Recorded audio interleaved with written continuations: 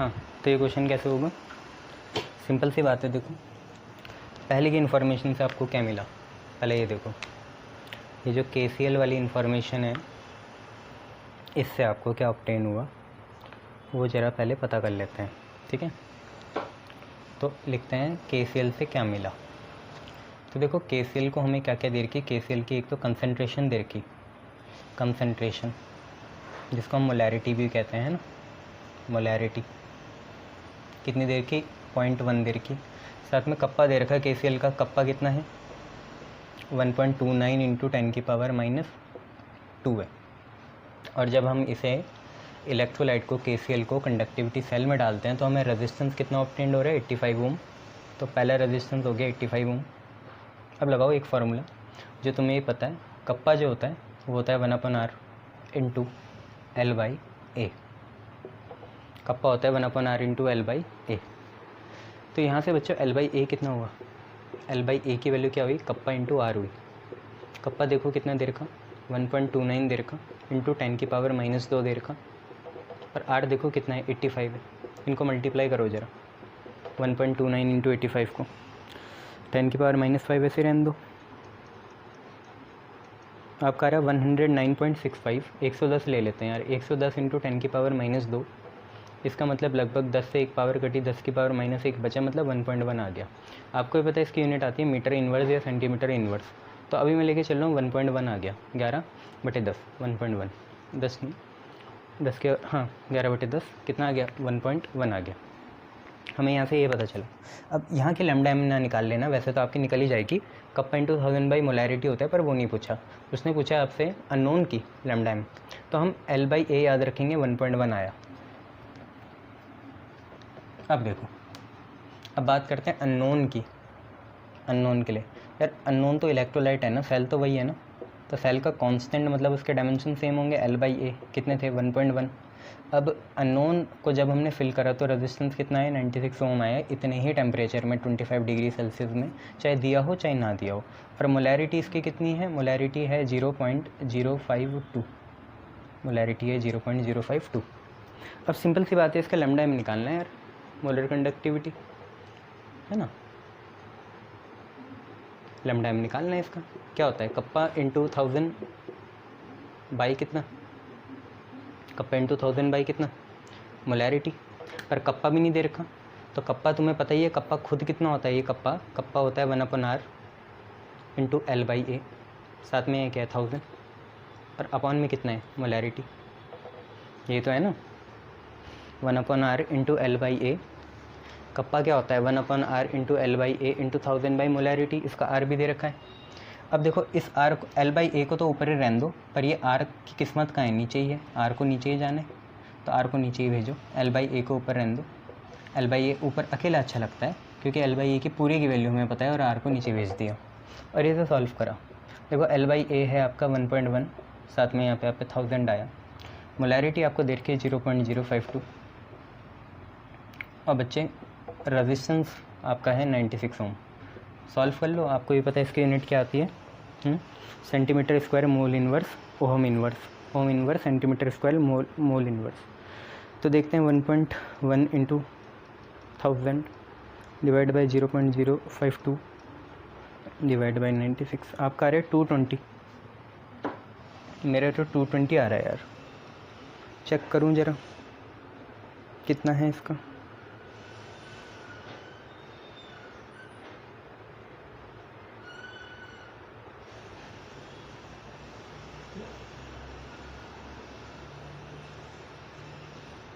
हाँ, इनका 219.65 है, वो उसी वजह से हुआ क्योंकि हमने भी 1 पॉइंट जो थी वो चीज़ उसे 0.6 ना लेके पूरा 1 बढ़ा दिया था आगे किसी चीज़ में ना, तो उसी वजह से।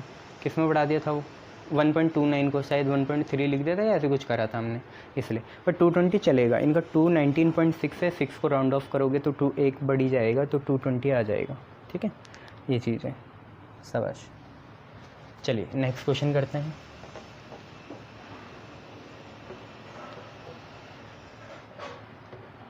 नेक्स्ट क्वेश्चन देखिए क्या है। नेक्स्ट क्वेश्चन है how long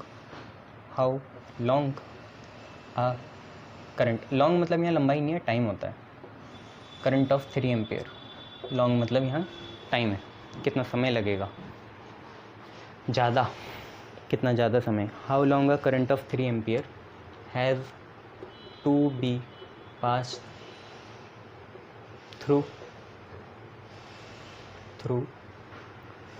solution of silver nitrate, solution of silver nitrate, silver Ag nitrate NO3, to coat, coating करनी है भाई, चिपकाना है, to coat a metal surface, to coat a metal surface, एक metal की सरफेस है जो कि है 80 सेंटीमीटर स्क्वायर की, with a 0.005 mm thick layer,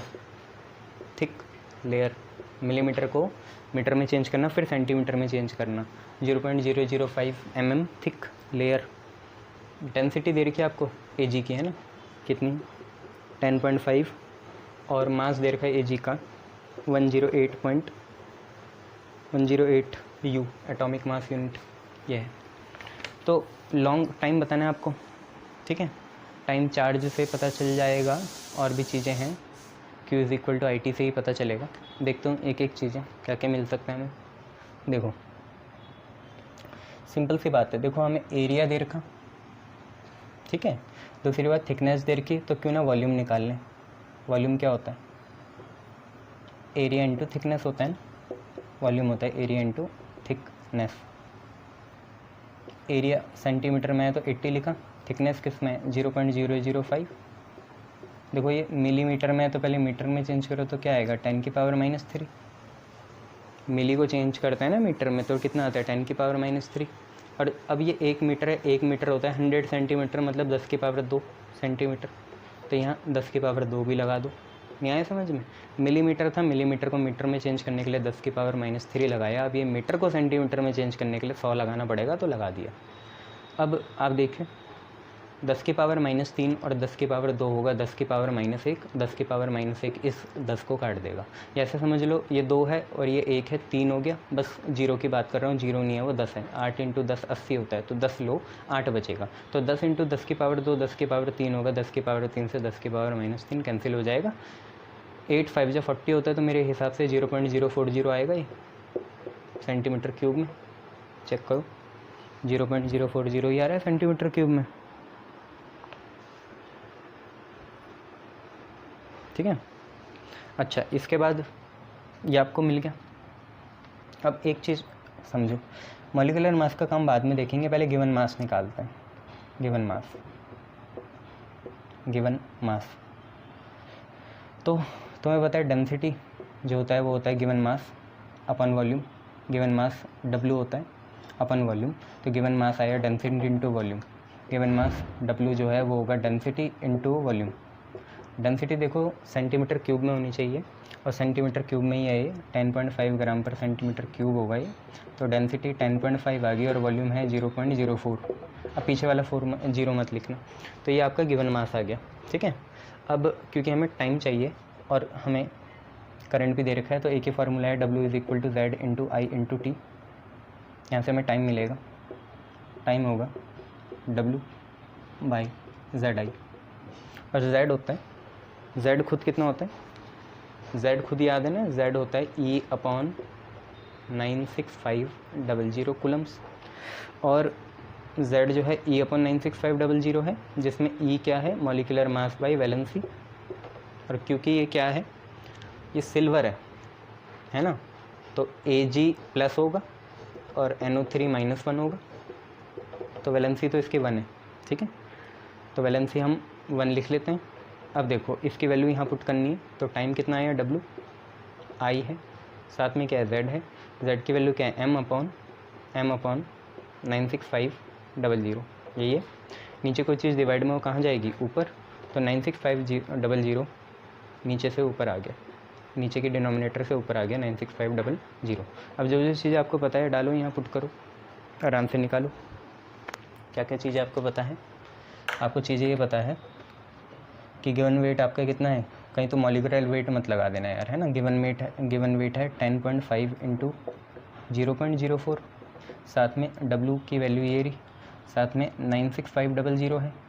नीचे करंट कितना है, SI यूनिट में होना चाहिए 3 एम्पियर, और मॉलिक्यूलर मास कितना है 108। टाइम सॉल्व करो, देखो कितने में आएगा, सेकंड में आएगा, कितना आ रहा है चेक करो। आपका आ रहा है 125.09 सेकंड। एक बार कर भी लेते हैं यार, 10.5 0.04 इंटू 96500,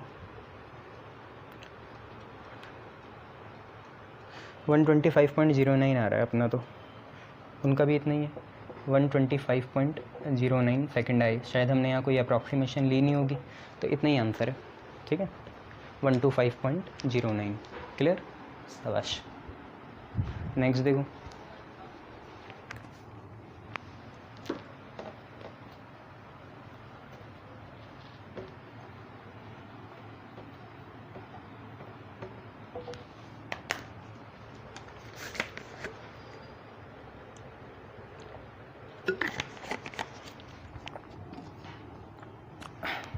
देखो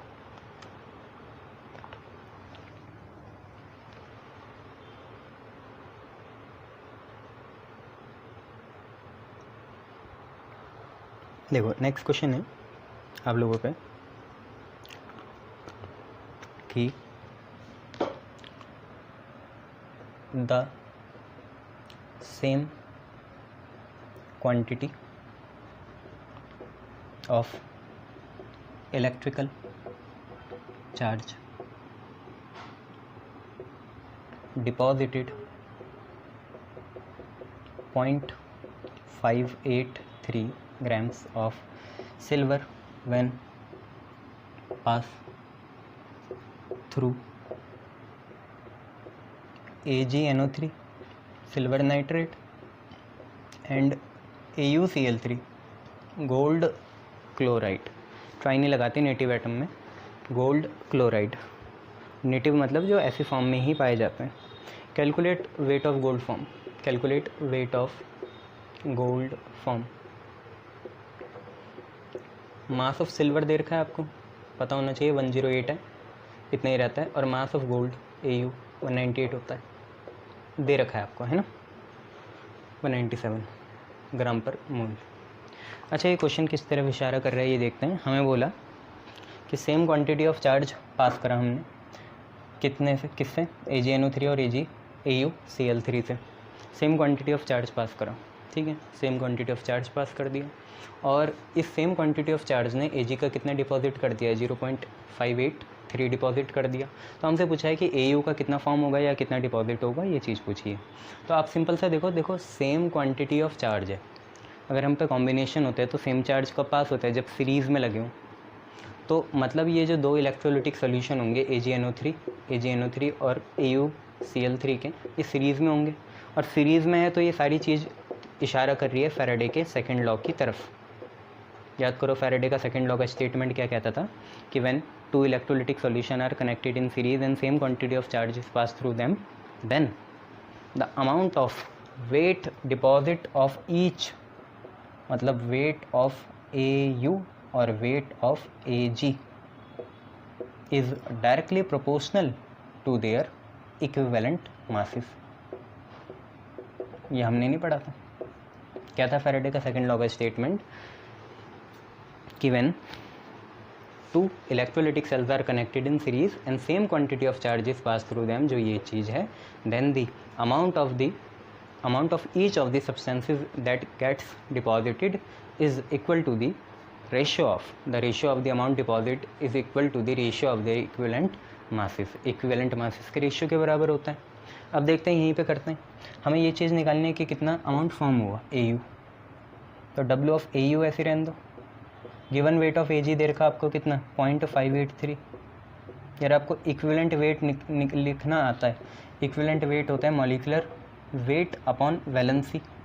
तो देखो Au देखते हैं, गोल्ड होगा कितना, यहीं से पता चलेगा। देखो AuCl3 है, 3Cl माइनस बनेगा, Cl तो एक ही माइनस लेके आता है ना, Cl हमेशा ग्रुप 17 से आता है, एक सबसे ज़्यादा इलेक्ट्रोनेगेटिव ग्रुप से आता है। तो एक माइनस योगों से एक इलेक्ट्रॉन मिल जाए तो वो स्टेबल कन्फिग्रेशन जैसा बनने लगेगा, और Au 3+ होगा। गोल्ड 3+ है, Cl 3- है, तो गोल्ड की वैलेंसी 3 है तो अपॉन में 3 आएगा, और सिल्वर +1 होता है। सिल्वर यहीं से पता चलेगा यार आपको। AgNO3 देखो तो NO3 HNO3 याद है, H+ होता है तो NO3 -1 हुआ और Ag +1 होगा। तो इसके 1 आई, इसके 3 आई। 3 क्यों आई? क्योंकि 3 Cl- है, ये 3- है तो ये 3+ हुआ। अब इनके मास लिखो, मॉलिकुलर मास देखो। Au का कितना है? 197 है। Ag का कितना है? 108 है। सॉल्व करो, बस आंसर निकालो। क्लियर है? सॉल्व करके आंसर निकालो। देखो 1 से कोई फ़ायदा नहीं, 3 अपॉन में है, नीचे ही जाएगा। देखो 3 6 18, 3 9 27, 3 3 9, 3 6 18, 3 2 6, 3 3 9, और नहीं कटेंगे। अब देखते हैं हम पे है क्या। 23 36 है, इसको इधर इसको इधर। देखो W ऑफ AU इंटू 36 बराबर 0.583 इंटू 23, यही आएगा। क्रॉस मल्टीप्लाई करके 36 इधर जाएगा, ये इधर जाएगा, तो 36 को नीचे भेजो अब यहाँ से और आंसर निकालो। बहुत कम आएगा, पॉइंट में आएगा। हमें पता है वेट ऑफ AU पॉइंट में आएगा, पर कितना आएगा वो निकालो।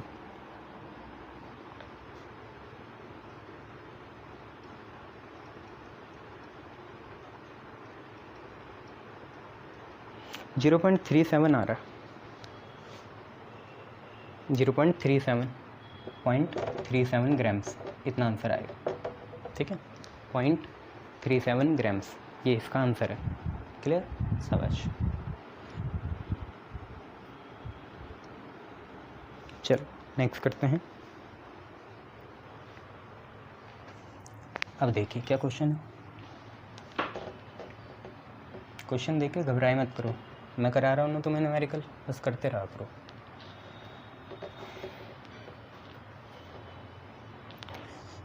तुम्हें टीचर ऐसा मिला है कि जो न्यूमेरिकल से घबराता नहीं है। काफ़ी टीचर थ्योरी में ही पूरा समय बर्बाद करते हैं, पर हम न्यूमेरिकल भी कर रहे हैं तो कर लो, है ना। आपको बोला estimate the minimum potential difference. Minimum potential difference, यार पोटेंशियल डिफरेंस वही होता है ई सेल या ई डिग्री सेल। EMF भी तो पोटेंशियल डिफरेंस ही होता है ओपन सर्किट का।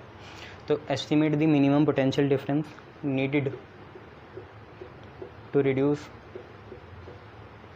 Reduce Al2O3 at 500 degree Celsius.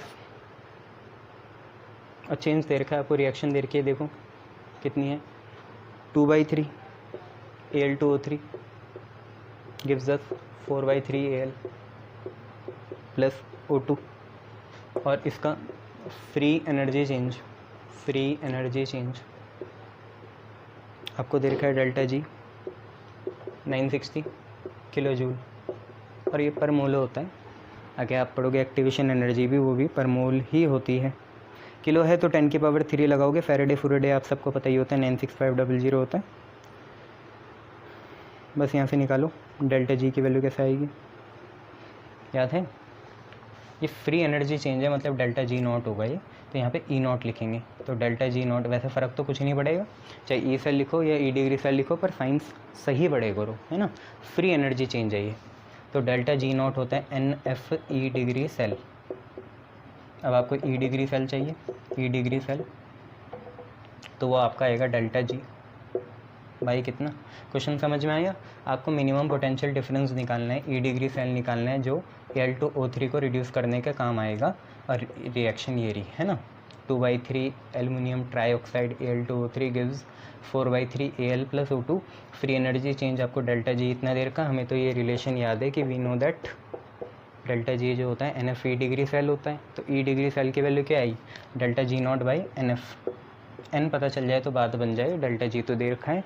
Faraday की वैल्यू आप सबको पता होती है, 96500 होती है ना। तो कैसे निकालें, रिड्यूस करना है Al2O3, कैसे करेंगे, कितना लगेगा ये देखना है, ताकि यही बन जाए। n की वैल्यू देखनी है यार, कैसे देखेंगे।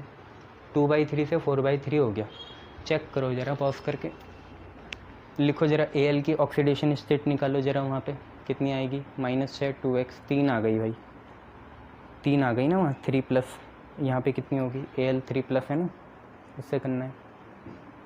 बैलेंस हो रहा है ये, 2 2 जा 4, हाँ सही है। 4/3 AL दोनों साइड है, ठीक है, उससे 4/3 AL बनाने।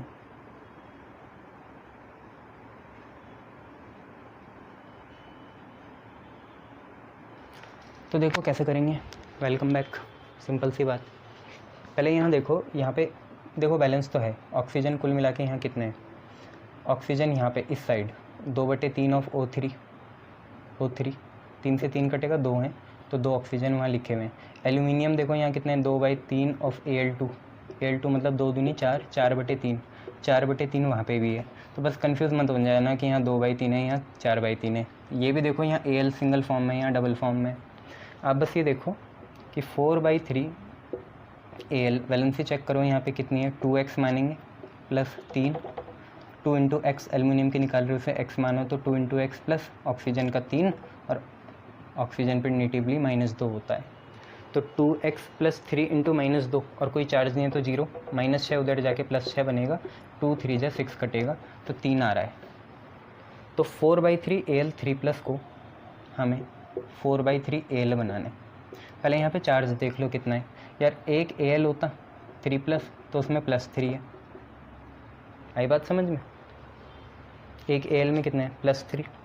अब ये देखो 4 Al 3 प्लस होते तो कितना बनता है यार, 4 मल्टीप्लाई करेंगे, 4 3 12 हो जाएगा। न्याय समझ में, 1 पे कितना है 3 है, 2 पे 6, 3 पे 9, 4 पे 12। अब देखो 4 इंटू +3 कितना आया, 12 आया। तो अगर ये 4/3 होता, 4/3 Al 3 प्लस होता, तो यहाँ पे जब यार 1 पे 3 था, 4 लगाना था तो 4 मल्टीप्लाई करा, अब 3 डिवाइड में, तो यहाँ पे भी 3 डिवाइड में लाना पड़ेगा। आई बात समझ में, 1 था तो 3, 4 थे तो 4 मल्टीप्लाई करा, अब अपॉन में 3 है तो वहाँ पे भी अपॉन में 3 आएगा, 3 4 जा 12। तो 4 प्लस इफेक्टिवली यहाँ चार्ज है। अब खुद ही समझो ना तुम, मान लो ये 2/3 होता तो तुम्हें पता है 1 पे 3 प्लस चार्ज है, एक एल्युमिनियम हो तो 3 प्लस है, फिर अगर 2 एल्युमिनियम हो तो 6 प्लस हो गया, फिर 2/3 हो तो यहाँ 3 लगाओगे तो 3 2 जा कितना 2 प्लस। ऐसे ही यहाँ पे तो यहाँ इफेक्टिवली कितना है 4 प्लस चार्ज है, 4 प्लस चार्ज को नलीफाई करने के लिए 4 इलेक्ट्रॉन लगेंगे। 4 प्लस इलेक्ट्रॉन को नलीफाई, जैसे 2 के लिए 2 इलेक्ट्रॉन लगते थे, 2 प्लस होता था तो 2 इलेक्ट्रॉन लगते। अच्छा अगर सिर्फ Al 3 प्लस होता तो 3 इलेक्ट्रॉन लगते, सिर्फ Al 3 प्लस होता तो कितने इलेक्ट्रॉन लगते, 3 इलेक्ट्रॉन लगते। अब तुम खुद सोचो 4 Al 3 प्लस होते तो कितने इलेक्ट्रॉन लगते यार, 1 पे 3 लग रहे तो 4 पे 12 इलेक्ट्रॉन लगेंगे। अब मैं बोलूँ तुमसे 4/3 Al 3 प्लस होता तो कितने लगते, तो तुम बोलते सर क्योंकि 4 पे 12 लग रहे तो 4/3 पे 12/3 मतलब 4 लगेंगे, तो मैंने भी 4 ही लिखा। तो तुम्हें यहाँ से n की वैल्यू पता चल गई, n की वैल्यू कितनी है 4 है, बस यहाँ पुट कर दो। तो डेल्टा जी तुम्हें दे रखा 960, किलो में है तो 10 की पावर 3 हज़ार, तो ये अब सिंपल आ जाएगा, जूल में आ जाएगा किलो जूल से। n की वैल्यू कितनी आई 4 आई, और फेरेडे होता है 96500, जो भी आएगा वोल्ट में लिख देना, सिर्फ वोल्ट में, ऐसा यूनिट वोल्ट होती है, जूल पर कुलम। बताओ कितनी, क्योंकि नंबर की कोई यूनिट नहीं होती, इसकी जूल है इसकी कुलम है, तो जूल पर कुलम ही वेट बनता है, वोल्ट बनता है, वो आपने पढ़ा ही था पहले, देख लेते हैं यार, है ना। 960 into 1000 divided by 96500 divided by 4, 2.48 आ रहा है यार, 2.48 वोल्ट है, 2.48 वोल्ट है। बस अब एक दिक्कत है कि ई डिग्री सेल पॉजिटिव होना चाहिए, पॉजिटिव आया है, डेल्टा जी नेगेटिव होना चाहिए, नेगेटिव आया है, ठीक है। तो ये एंथैल्पी चेंज होगा, एंट्रोपी नहीं होगी, एंथैल्पी होता है, ठीक है, उतना ही। चलो बहुत बढ़िया, नेक्स्ट क्वेश्चन करेंगे। देखो नेक्स्ट क्वेश्चन क्या है, छांट छांट के लाया हूँ मैं तुम्हारे लिए क्वेश्चन, है ना, अच्छे से करो इन्हें।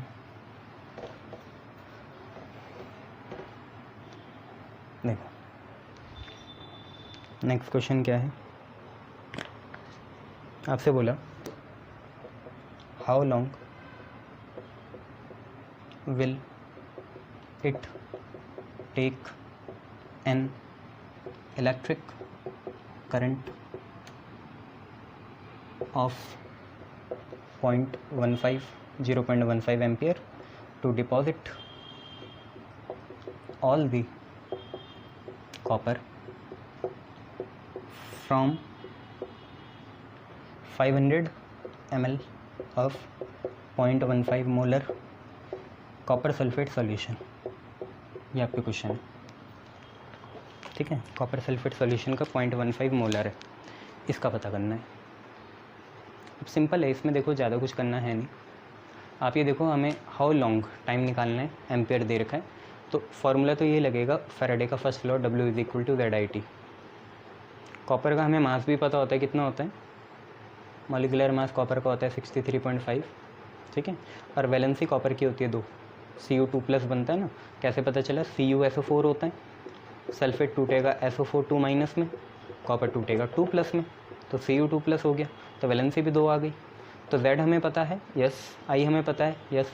T निकालना है, W मिलना चाहिए। W मिल जाएगा तो T भी मिल जाएगा। T हमें चाहिए लॉन्ग, मतलब यहाँ लंबाई नहीं है, समय है।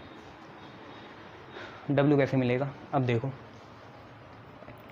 आपको मोलैरिटी दे रखी है, आपसे बोला कितना टाइम लगेगा किसी इलेक्ट्रिक करंट को, जो इलेक्ट्रिक करंट 0.15 एम्पेयर मैग्नीट्यूड का है, ताकि वो पूरे का पूरा कॉपर डिपॉजिट कर दे। किससे? ऐसे कॉपर सल्फेट सॉल्यूशन से जिसकी मोलैरिटी कितनी है? 0.15 मोलर है, और उसके हम वॉल्यूम कितनी ले रहे हैं? वॉल्यूम कितनी ले रहे हैं? 0.5 लीटर, या आप हाफ लीटर, या आप बोल सकते हो 500 ml, ठीक है। क्वेश्चन ये है टाइम कितना लगेगा, करंट दे रखा है आपको, सारा का सारा कॉपर इस मोलर सॉल्यूशन से जिसकी वॉल्यूम ये है, करंट ये है, डिपॉजिट होगा। मोलैरिटी देखो, मोलैरिटी कितनी है? 0.15 मोलर है। वॉल्यूम दे रखी है आपको कितनी? 500 ml। जरा मोलैरिटी का फार्मूला बताओ मुझे। देखो, कॉपर सल्फेट सॉल्यूशन में सोल्यूट हम कॉपर ही मानेंगे, ठीक है। सल्फेट का सॉल्यूशन, कॉपर सल्फेट का सॉल्यूशन होगा, और उसमें डालेंगे कि इसको कॉपर को ही डालेंगे, उसके निकालते हैं। जरा नंबर ऑफ़ मोल्स निकालते हैं ना। मोलैरिटी का फार्मूला होता है कितना? Number of moles upon volume, और वॉल्यूम लीटर में हो तो सही है, आज ml में तो ऊपर 1000 लगाना पड़ेगा। और नंबर ऑफ़ मोल्स हम निकालने किसके चाह रहे हैं? कॉपर के, तो यहाँ Cu लिखेंगे, number of moles of copper into 1000 upon volume. तो number of moles of copper निकाल लेंगे, क्या होगा? मोलैरिटी इंटू वॉल्यूम अपॉन में 1000, मोलैरिटी इंटू वॉल्यूम और अपॉन में 1000, ऐसे ही करेंगे। मोलैरिटी इंटू वॉल्यूम और अपॉन में कितना? 1000। मोलैरिटी, कॉपर के मोल्स निकल जाएंगे। मोलैरिटी देखो कितनी देर की? 0.15 है। वॉल्यूम देखो कितनी है? 500। चेंज करेंगे तभी लगाया 1000, ये से 2 बार काटेगा, 0.15 है तो 0.075 आ जाएगा, पर अभी 0.15/2 ही रहने दो इसे। यहाँ पे मोल्स आ गए। अब तुम खुद सोचो नंबर ऑफ़ मोल्स क्या होते हैं? Given mass by molecular mass. क्या तुम्हें मॉलिक्यूलर मास पता है? 63.5, तो गिवन मास आ जाएगा। उसी गिवन मास की ज़रूरत यहाँ है ताकि टाइम निकल जाए। क्लियर है इतनी बातें? समझा पाया? क्लियर? आगे देखो, तो नंबर ऑफ़ मोल्स था जो, वो आपका 0.15/2 था, पर नंबर ऑफ़ मोल्स होता है given mass by molecular mass, यही होता है ना। और मॉलिक्यूलर मास कॉपर का है 63.5, तो गिवन मास कितना आ जाएगा? सीधा बस इसे क्रॉस मल्टीप्लाई करो, तो गिवन मास आ जाएगा 63.5 इंटू 0.15 डिवाइडेड बाई कितना? 2। गिवन मास कितना आ जाएगा? 63.5 इंटू 0.15 डिवाइडेड बाई 2। क्लियर? शाबाश, गिवन मास आ गया। बस अब फार्मूला निकालना है, टाइम निकालना है फार्मूले की मदद से। तो ये फार्मूला लगाएंगे, W की वैल्यू कितनी है? 63.5 इंटू कितना? 0.15 डिवाइडेड बाई कितना? 2। साथ में यहाँ Z आपको चलो अभी नहीं पता, अभी ऐसे ही रखते हैं। I की वैल्यू दे रखी 0.15 और टाइम निकालना है। 0.15 से 0.15 कट गया, इसलिए नहीं कर रहा था मल्टीप्लाई, नहीं ऐसा कुछ ही नहीं था, मुझको भी पता नहीं था कि ऐसा हो जाएगा। टाइम की वैल्यू कितनी आएगी? टाइम की वैल्यू आएगी फिर आपकी Z नीचे जाएगा, तो 63.5/2Z, और Z आपको पता है कितना होता है? Z होता है E अपॉन 96500, वो 96500 ऊपर चल जाएगा, ठीक है। अब तो वैल्यू डाल दी ना हमने, बस। पर E की वैल्यू हमें चाहिए, तो E कितना होता है? E होता है molecular mass by valency. E कितना होता है? Molecular mass by valency. Molecular mass 63.5 है, ठीक है। Z ना, W is equal to Z I T, W की वैल्यू हमने निकाल दी। वैलेंसी कितनी है, 2 है, ठीक है। तो E की वैल्यू कितनी आई, 63.5 डिवाइडेड बाई कितना, 2, 2 से 2 कटा, 63.5 से 63.5 कटा, टाइम की वैल्यू आ गई 96500 सेकेंड। अब सेकंड में अच्छा नहीं लग रहा है, पहले तो मिनट में चेंज करने के लिए क्या करते हैं 60 लगाते हैं, और आर में भी चेंज कर लेते हैं, तो 60 एक और लगाया, 2 जीरो से 2 जीरो कट गए, नीचे 6 6 जा 36 है और ऊपर 965 है। देखते हैं कितना आ रहा है, 965 डिवाइडेड बाई 36 आपका आ रहा है 26.80 आवर्स, 26.80 आवर्स, इतना आंसर आएगा 26.80 आवर्स। चेक करो, यही है, यही है, आवर्स में ही निकाला इन्होंने, ठीक है, 26.80 आवर्स। शाबाश। चलिए नेक्स्ट क्वेश्चन करेंगे।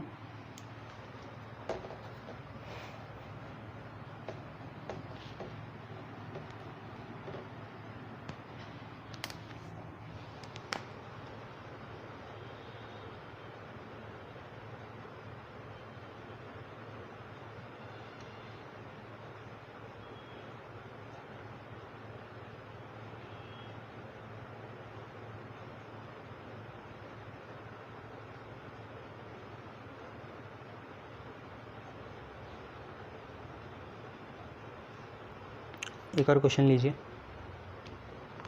क्वेश्चन है कि how much time would in minute, है ना, इन मिनट, मिनट में निकालना है, मतलब सेकंड में आएगा, बड़ा सा आएगा, 60 से एक ही बार डिवाइड करेंगे, 2 बार करते हैं तो आर में चेंज होता है, आर में। तो how much time in minute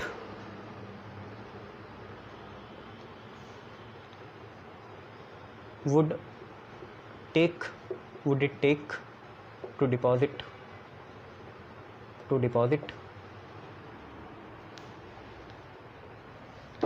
1.18 grams of copper metallic on a metallic object, on an object when, फालतू इंग्लिश का लिखनी, करंट ऑफ 2 एम्पियर, उसके लिए बुक्स हैं, currents of 2 ampere pass through cell having या containing Cu2 plus ion, Cu2 plus ions. फिर वही copper 63.5 है, मास 1 फैराडे इतना है, बेकार की चीज़ है, ठीक है। तो ये हम पे क्वेश्चन है, देख लो क्या है कि कितना टाइम लगेगा ताकि हम 1.18 ग्राम, मतलब ये W हो गया, कॉपर को किसी ऑब्जेक्ट पे डिपॉजिट करा दें 2 एम्पियर के करंट से। W is equal to ZIT होता है, T हमें निकालना है, W दे रखा, I आपको दे रखा, Z आप निकाल ही दोगे, बस वहाँ से करो, ठीक है। डिपॉजिट ही तो कराना है ना। W कितना होता है, ZIT होता है, Z क्या होता है, E/96500, Z खुद कितना होता है, E/96500, साथ में I है, साथ में T है, पर इक्विवेलेंट मास खुद क्या होता है, मॉलिक्यूलर मास बाई वैलेंसी, और कॉपर की वैलेंसी तुम्हें पता होना चाहिए 2+ होती है, दे भी रखी है ना। मॉलिक्यूलर मास होता है 63.5, चलो वो बाद में करेंगे, अभी बस ये देखो वैलेंसी को 2 लिख दो। अब ये देखो हमें W दे रखा है, हाँ कितना, 1.18 ग्राम, मॉलिक्यूलर मास हमें पता है 63.5 होता है, I हमें पता है 2 एम्पियर है, T हमें निकालना है, 96500 दे रखा, साथ में 2 दे रखा, T निकाल लो, ये सेकंड में आएगा, T कितना आएगा, ये दोनों चीज़ें ऊपर जाएंगी, 96500 इंटू 2 ऊपर गया, साथ में 1.18 भी ऊपर है, नीचे कितना आएगा 63.5 और मल्टीप्लाई बाई कितना 2, ठीक है, 63.5 मल्टीप्लाई बाई कितना 2, क्लियर, निकालो। सेकंड में आएगा ये 96500 2 1.18 पर तो आ रहा है इतना,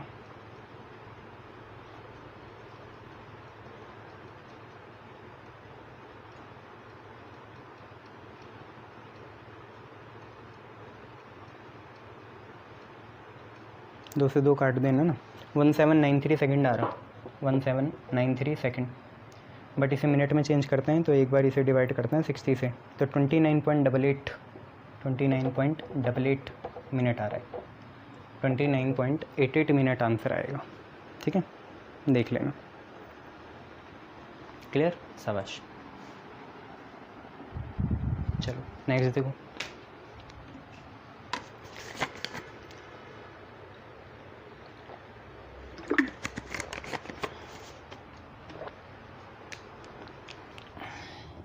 देखो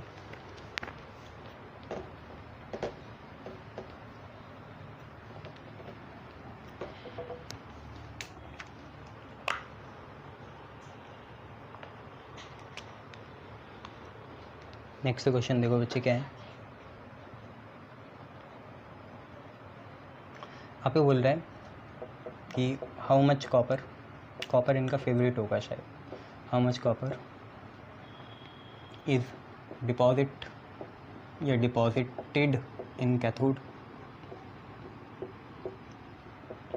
इन a cell if a current of, कुछ चीज़ें मैं स्किप करता हूँ, वो तुम लोग को लिख लिया करो, है ना। वो बस फ्लो के लिए होती है, कंटिन्यूटी के लिए होती है, बाकी वो कुछ डेटा नहीं देती। If a current of 5 ampere is pass through a solution of copper sulphate for 45 minute. Copper की वैलेंसी 2+ ही लोगे आप, कॉपर का मास आपको पता होता है, ये निकालो। 45 मिनट है, आर में चेंज करना चाहो कर लो, कोई बात नहीं। देखो कॉपर मतलब मास निकालना है, कितना कॉपर डिपॉजिट हुआ, मतलब डब्ल्यू निकालना है। डब्ल्यू बराबर हुआ ZIT के, जेड होता है E/96500, साथ में आई, साथ में टी। ई की वैल्यू होती है molecular mass by valency. Molecular mass 63.5, current कितना है 5 एम्पियर है, टाइम कितना लग रहा है 45 मिनट। मिनट को 60 से मल्टीप्लाई करेंगे, 45 को तो सेकंड में आ जाएगा, और 96500 है, साथ में वैलेंसी इसके 2 रहती है। निकालो यहाँ से सेकंड में, निकाल लिया। 4.44 ग्राम्स आ रहा होगा, चेक करो। 4.44 ग्राम्स आ रहा है।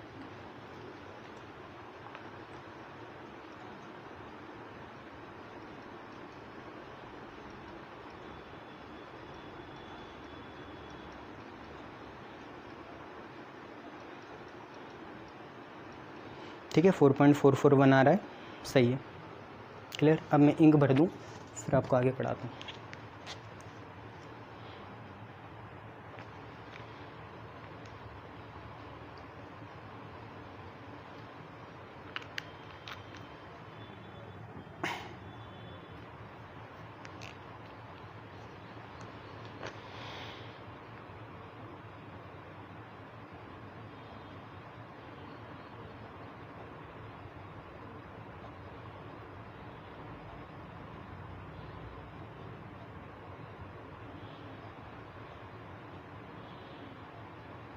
ऐसे एक मिलता जुलता क्वेश्चन ये भी है, ये भी कर लो।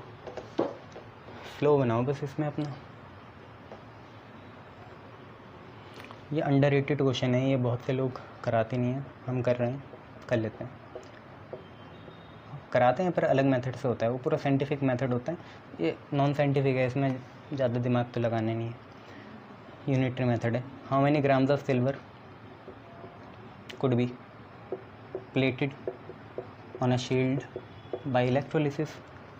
फालतू की चीज़ें। If a solution containing Ag plus ion, Ag plus ion is contained in a cell, है ना, और एप्लीकेशन कर रहे हैं 4R के लिए 8.5 एम्पियर की, ऐसा है। अब इंग्लिश तुम बना सकते हो। 1 फैरेड है वही, और सिल्वर का मास 108 ले लेना। करो इसे जल्दी से। तो हाउ मेनी ग्राम्स, मतलब डब्ल्यू निकालना है। डब्ल्यू होता है ZIT, यहाँ सोचो Z है, Z होता है E/96500। यहाँ सोचो E था, अब क्या हुआ, अब E बन गया molecular mass by valency.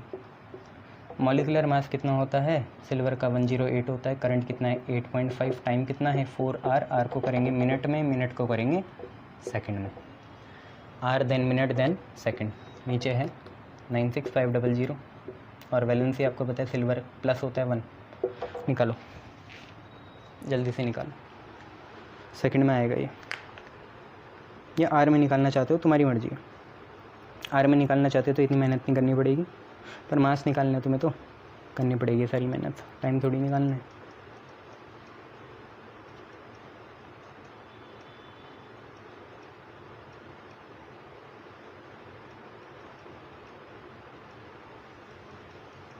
One 137 आ रहा ग्राम, 137 ग्राम्स, ये आपका आंसर होगा। ठीक है,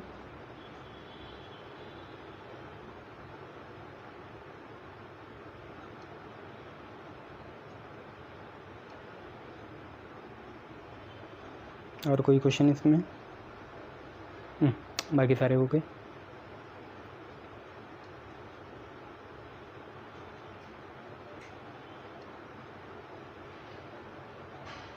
चलो एक क्या करो,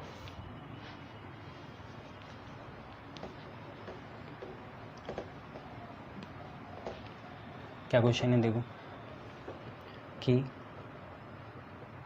मोलर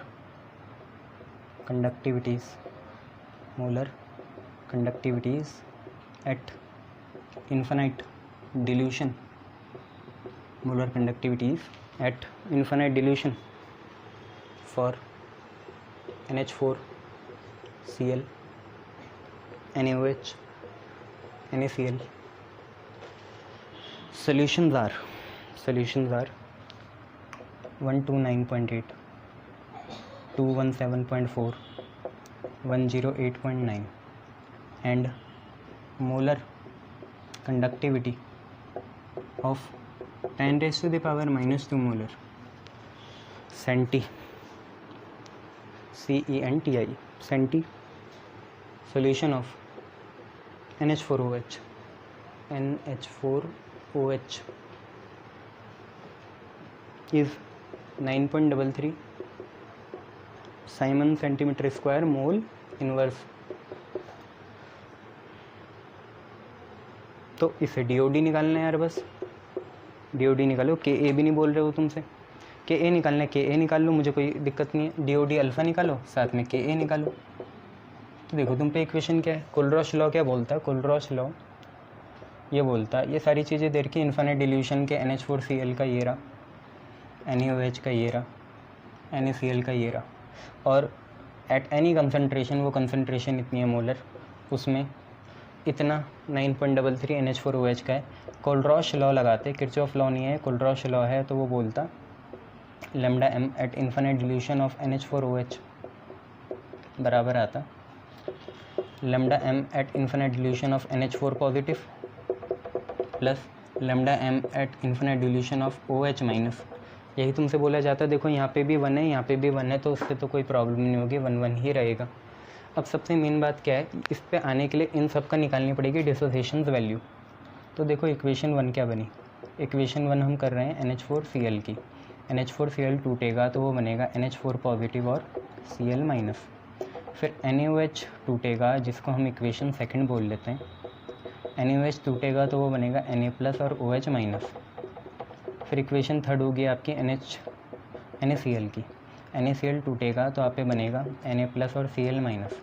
आप ये देख लीजिए आपको चाहिए क्या, आपको NH4 चाहिए, OH चाहिए, इन दोनों को जोड़ो, इसको माइनस करो, तो हमारे रिक्वायर्ड क्या होगा, रिक्वायर्ड ये होगा, देखो हमारे रिक्वायर्ड क्या होगा, अगर हमें चाहिए ना इन्फिनिट डिल्यूशन, ये चाहिए है ना, तो रिक्वायर्ड हमारे ये होगा कि पहला और दूसरा ऐड करो और तीसरा माइनस करो। देखो इन दोनों को ऐड करा और तीसरे को माइनस करा, मतलब ये चीज़ तो ऐड करी तो प्लस में, और ये चीज़ माइनस करी, दूसरे को प्लस में रहने दिया, तीसरे को माइनस करा, तो यहाँ माइनस आ गया, यहाँ पे भी अब माइनस आ गया, और यहाँ पे भी अब क्या आ गया, माइनस आ गया। हमें तो राइट हैंड साइड से मतलब है, Na से Na कट गया, Cl से Cl कट गया, हम पे बचा NH4 प्लस और OH माइनस। ठीक है, पहले क्वेश्चन में हमने एक्सटेंड करके कर दिया था, अब ऐसे ही कर रहे हैं, आपको भी पता है। पहले दो को ऐड करना है, पहले दो के साइन चेंज ना करो, नीचे वाले को सब्ट्रैक्ट कर दो तो माइनस हो जाएंगे सारे साइन। तो Na से Na कटा, Cl से Cl कटा, बचा NH4 और OH, वही हमें चाहिए। जैसे हमने इक्वेशन के साथ ट्रीट करा, वैसे इनकी molar conductivities at infinite dilution के साथ भी करेंगे, तो उससे हमारी याली निकल जाएगी लैम्डा m इन्फिनिटी। आपको भी पता है मैं NH4 OH नहीं लगाऊंगा ताकि कंटिन्यूटी बरकरार रहे, क्योंकि हम पे lambda m at any concentration, वो कंसनट्रेशन है 10 की पावर -2, उसके लिए हमें दे रखा है कितना, आप देखो 9.33 दे रखा है, इसलिए नहीं कर रहा हूँ। ठीक है, वही Simon centimetre square mole inverse. तो पहला कितना है, पहला है 129.8, दूसरा कितना है, दूसरा है 217.4 और तीसरा कितना है जिसको माइनस में लाना है वो है 108.9। इसको आप करो, आंसर बताओ। तो ये कितना हो जाएगा, ये हो जाएगा 129.8 प्लस 217.4 माइनस 108.9, 238.3, 238.3। अगर ये चीज़ इससे छोटी आ गई तो तुम कुछ गलत कर रहे हो, ठीक है। बस अब अल्फ़ा निकालो, NH4OH के लिए निकलेगा अल्फ़ा, है ना। ये दोनों चीज़ें NH4OH के लिए तो निकली, इन्फिनिट डिल्यूशन और ये NH4OH के लिए तो है भाई। तो अल्फ़ा निकालेंगे lambda m at any concentration और lambda m at infinity. Any concentration में 9.33 है और इन्फिनिटी में 238.3 है। अब इनको करो, 9.33 डिवाइडेड बाई 238.3, 0.039, या है आप पे 0.039, ठीक है। अब आप इसका डिसोसिएशन कांस्टेंट निकाल दो, क्योंकि आपको C तो दिख रहा है। C कितना है, 10⁻⁻2 मतलब 0.01, 10⁻⁻2 मतलब 1/100 हुआ ना, तो कितना है 0.01। कंसनट्रेशन आपको मिली गई 0.01। बस के ए निकालो, वैसे तो पूछा नहीं था पर कर लो, C⁴/1 - अल्फ़ा, यही होता है ना, C⁴/1 - अल्फ़ा जब तक मोनो बेसिक या मोनो एसिडिक है। आज तो NH4OH बेस है तो मोनो एसिडिक है। तो C कितना है 0.01, अल्फ़ा कितना है 0.039। यहाँ पे बिल्कुल भी अप्रॉक्स मत लेना, स्क्वायर और 1 - अल्फ़ा कितना है 0.039।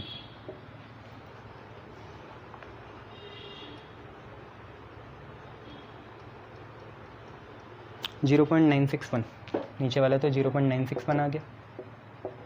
अब इनको करना है,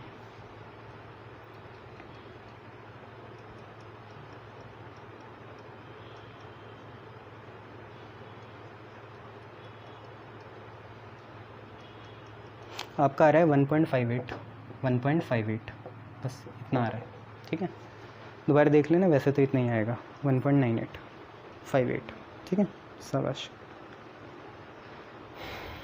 अगर ये आपसे परसेंटेज में पूछता तो 100 की मल्टीप्लाई कर दो, 100 मतलब 2 0 इधर, तो 3.9% आ जाएगा डिसोसिएशन, ठीक है। ऐसी चीज़ें।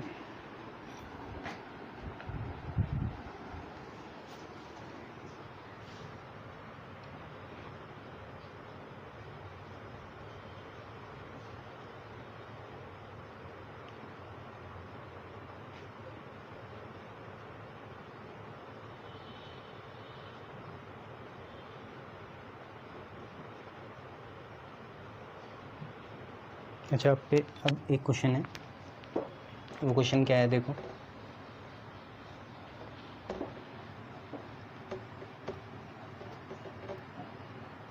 आपसे बोला उस क्वेश्चन में,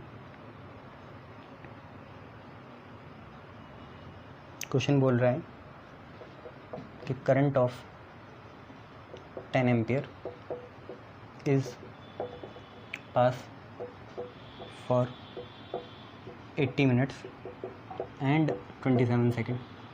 चेंज करना चाहो कर लेना, ठीक है। सेकंड में ही कर लेना दोनों को, 80 minute 27 second through a cell containing dilute H2SO4 acid, ठीक है। पहले आपको चीज़ क्या निकालनी है, how many moles of O2 gas is liberated. और आपको मैं एक बात बता दूं, मैंने पहले ही बोला था, वो तो हम कर देते हैं, पर हमेशा फैराडे का रिलेशन इक्विवेलेंट मास से होता है। वो अलग बात है कि वैलेंसी 1 आ जाती है बहुत बार, नहीं तो फैराडे का रिलेशन हमेशा इक्विवेलेंट मास से होता है। पिछली बार वीडियो में भी कहा था मैंने, जब हमने दूसरे दिन करी थी। दूसरी चीज़ है कि calculate amount of zinc deposited at cathode when another cell containing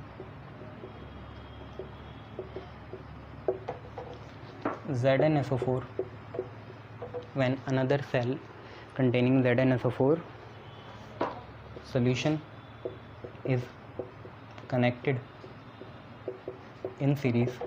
इसको सीरीज़ में लगाया। देखो जिंक का मास दे रखा है आपको 60, एटॉमिक 65, और ये क्वेश्चन करना है। तो आपसे क्वेश्चन देखो क्या कह रहा है, वो तो बात की बात है। दूसरा वाला तो फैराडे का सेकंड लॉ है, सीरीज़ में लगाया ना जिंक और ऑक्सीजन के हाफ सेल को। पहला है 10 एम्पेयर का करंट 80 मिनट 27 सेकंड के लिए हमने किसी सेल से पास करा जो डिल्यूट H2SO4 कंटेन करता है। अब उससे ऑक्सीजन गैस कितनी लिबरेट हुई ये निकालना है, उसके मोल्स निकालना है। देखो मोल्स निकल जाएंगे, आपको मॉलिक्यूलर मास ऑक्सीजन गैस का पता होता है। ऑक्सीजन का एटॉमिक मास 16 है तो मॉलिक्यूलर हुआ 32, और नंबर ऑफ़ मोल्स निकालने के लिए आपको given mass by molecular mass करना पड़ेगा। आपको गिवन मास निकालने पड़ेंगे पहले, फिर उसके बाद आगे की बात देख लेंगे, ठीक है। ये करें फिर मैं बोल रहा हूँ फैराडे का रिलेशन किससे होता है, इक्विवेलेंट मासेस से होता है।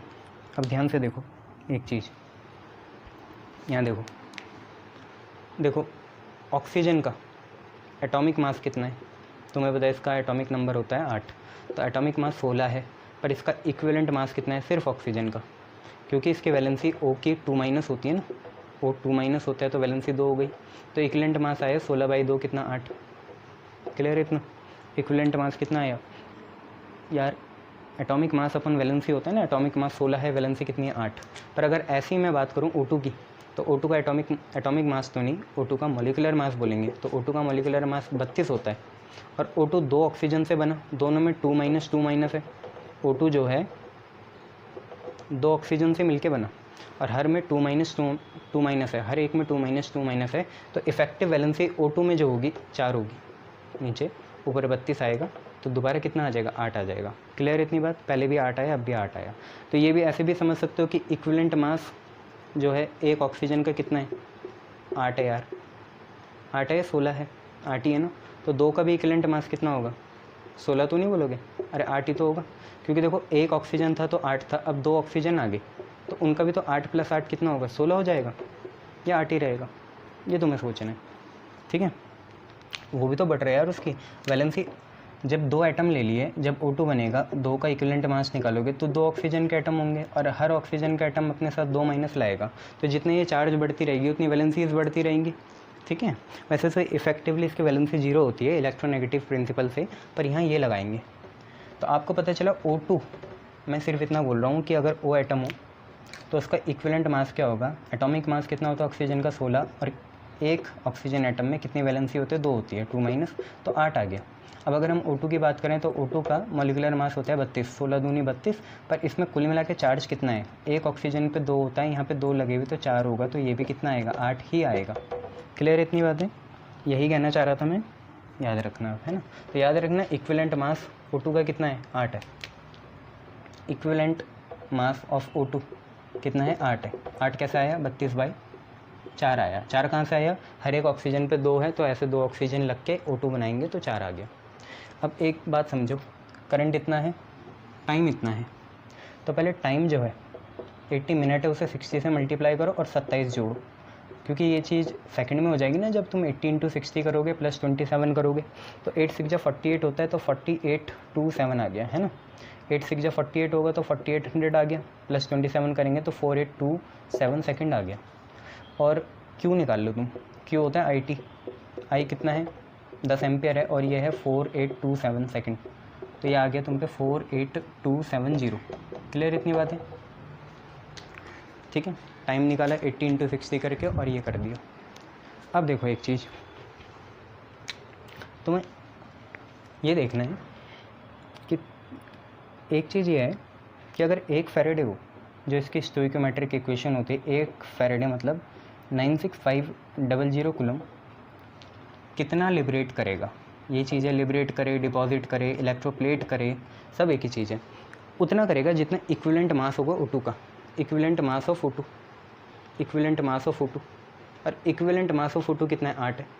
तो जो मोलर इक्वेशन है या जो स्टोइकोमेट्रिक इक्वेशन है उसमें अगर एक फैराडे हो वो 96500 कूलम लेगा, और वो 8 ग्राम पर इक्विवेलेंट जो आपका इक्विवेलेंट मास है उसे लिबरेट करेगा। तो आपसे बोल रहा है कितना कूलम, 48270 कूलम कितना करेगा, तो वो आपको देखना है 48270 कूलम। अच्छा आप एक चीज़ और समझना, ये करते कब है, कभी सर आप वैसे कर देते हो कभी वैसे कर देते हो, तो एक बात समझो मैं तुम्हें बताता हूँ। मॉलिकुलर मास तो यहाँ 32 ही रहता है। मॉलिकुलर मास कितना रहता है? 32। तुम कंफ्यूज होते हो ना बहुत बार कि कभी इक्विवेलेंट ले रहे कभी वो ले रहे, तो आज पर्दा खोल ही देते हैं क्योंकि आखिरी न्यूमेरिकल सीरीज़ होगी। तो मॉलिकुलर मास 32 रहता है, पर एक चीज़ देखो कि तुम पे कितना है, O2 है, और O2 जो है वो कुछ ऐसे बना होगा, तुम पे 2O2 माइनस रहा होगा, 2O2 2 माइनस रहा होगा। चलो यहाँ लिखता हूँ, देखो O2 माइनस हो उससे तो O बनेगा, और अगर 2O2 माइनस हो तो भाई उससे O2 बनेगा। दो ऑक्सीजन आयन अनायन क्या बनेंगे? ऑक्सीजन एटॉमिक या डायटॉमिक गैस बनेंगी।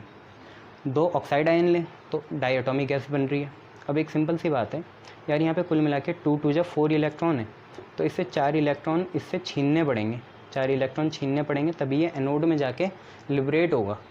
एनोड में जाके कैथोड थोड़ी होगा ये। ऑक्साइड आयन है, सिंपल सी बात देखो, अब ऑक्साइड आयन 2 हैं और इससे हमें ऑक्सीजन गैस लिबरेट करानी है। क्लियर है इतनी बात है? ऑक्सीजन गैस लिबरेट करानी है। कुल मिला के कितने नेगेटिव चार्ज हैं यहाँ? 4 हैं। 4 नेगेटिव चार्ज मतलब 4 इलेक्ट्रॉन जैसे ही छीन लोगे इससे, तो ये नेटिव या न्यूट्रल बन के O2 बनेगा। तो जितने इलेक्ट्रॉन उतने फेरेडे होते हैं। आपको पता चला n की वैल्यू कितनी है? 4 है, तो यहाँ पे कितना फेरेडे लगेगा? 4 फेरेडे लगेगा।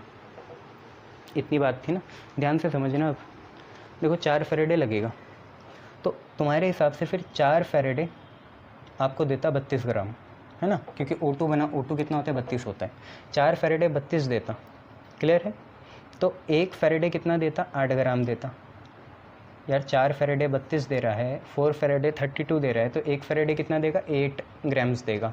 मैंने भी तो वही लिखा, 96500 होता है 1 फेरेडे, वो कितना ग्राम देगा? यहाँ तो मॉलिकुलर मास है, मैं इक्विवेलेंट मास लिख रहा हूँ। इक्विवेलेंट मास कितना है? 8 है।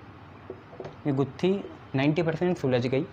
अब 10% देखो क्या है इसमें, मैं तुम्हें बताता हूँ। दोबारा देखना, 4 फेरेडे आपको दे रहा है 32 ग्राम। देखो 4 इलेक्ट्रॉन है, 4 फेरेडे बना, 32 ग्राम बना। अब देखो 4 × 96500 आपको दे रहा है 32 ग्राम्स। ये कुलम में है ना, तो 96500 आपको देगा 32/4, 32/4। पर बच्चों ये 34 मॉलिकुलर मास है और 4 इफेक्टिव वैलेंसी है। आई बात समझ में?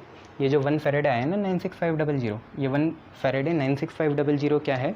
32/4 के बराबर है, जिसमें 32 मॉलिकुलर मास है और 4 क्या है? Valency. Molecular mass by valency ही तो इक्विवेलेंट मास होती है, तभी तो मैं इसे 4 8 जा 32 लिख रहा हूँ और वहाँ पे 1 फेरेडे लिख रहा हूँ। मेरे हिसाब से आपको 100% समझ में आया होगा अब। ठीक है, चलो बहुत बढ़िया। अब कभी ना कन्फ्यूज़ होना कि कभी आप इक्विवेलेंट मास लिख देते हो, कभी मॉलिकुलर लिखते हो। इक्विवेलेंट मास मैं तब लिखता हूँ जब यहाँ सिर्फ 1 फेरेडे लूँगा, तो जो भी आगे होगा 2 3 4 वो यहाँ के अपॉन में चल जाएगा, और जो भी चीज़ अपॉन में जाएगी वो वैलेंसी बनेगी। पहले क्या था? पहले मॉलिकुलर मास था, तो वहाँ पे जितने भी फेरेडे आ रहे हैं उतने रख लो। अगर यहाँ इक्विवेलेंट मास रखोगे तो वहाँ 1 फेरेडे रहेगा, और जितनी भी वैलेंसीज होंगी वो नीचे आ जाएंगी, या मोल्स होंगे वो नीचे आ जाएंगे। तो आपको पता चला 96500 कुलम 8 ग्राम हमें देगा, जो हमारा इक्विवेलेंट मास है O2 का। हम अप्लाई कितना कर रहे हैं? 4827। ना ये टाइम थोड़ी आएगा, हाँ ये तो टाइम है। तो चार्ज कितना है हमारा? 48270 है। तो अगर 48270 कुलम्स हो तो वो कितना लिबरेट करेगा? लेटर से x ग्राम, हमने मान लिया x ग्राम लिबरेट करेगा। अब जरा इस x को देख लेते हैं कितना है, तो ध्यान से देखो ये x कितना होगा, मिटा रहा हूँ है ना, लिबरेट वाला ही देखना है ना। तो देखो x की वैल्यू क्या आएगी? क्रॉस मल्टीप्लाई करोगे x के साथ 96500 हो जाएगा, उस साइड 8 है, 48270 है, और अपॉन में कितना है? 96500 है। जरा इसे सॉल्व करो, कितना आ रहा है? ये आएगा तुम्हारा 8 × 4827 डिवाइडेड बाई 9650। आप पे आ रहा है 4 ग्राम्स। 4 ग्राम लिबरेट होगा, तो पहले का आंसर 4 ग्राम हो गया। उसके बाद देखो सिंपल सी बात है, टाइम निकाला, चार्ज निकाला, वो इक्विवेलेंट मास और मॉलिकुलर मास वाला फ़लसफ़ा मैंने बता दिया। जब भी मॉलिकुलर मास होगा तो यहाँ पे 3 4 5 फेरेडे होगा, पर जब भी 1 फेरेडे होगा तो वहाँ मॉलिकुलर मास बाई वैलेंसी होगी, जो इक्विवेलेंट मास होता है। ठीक है, अब है calculate the amount of zinc deposit at the cathode, क्योंकि ऑक्सीजन आपका एनोड में होगा तो गैस फॉर्म में उड़ जाएगा। जब कोई दूसरा सेल जिसमें जिंक सल्फेट है और पहले में आपका डिल्यूट H2SO4 था जिससे ऑक्सीजन गैस एनोड में लिबरेट हो गई। ये जो दूसरा सेल है इससे कैथोड में जिंक डिपॉजिट होगा। इसको हमने सीरीज़ में लगाया उसके साथ। तो सीरीज़ है मतलब ये भाई आपका इशारा कर रहा है फैराडे के सेकंड लॉ की तरफ। फैराडे का सेकंड लॉ क्या बोलता है?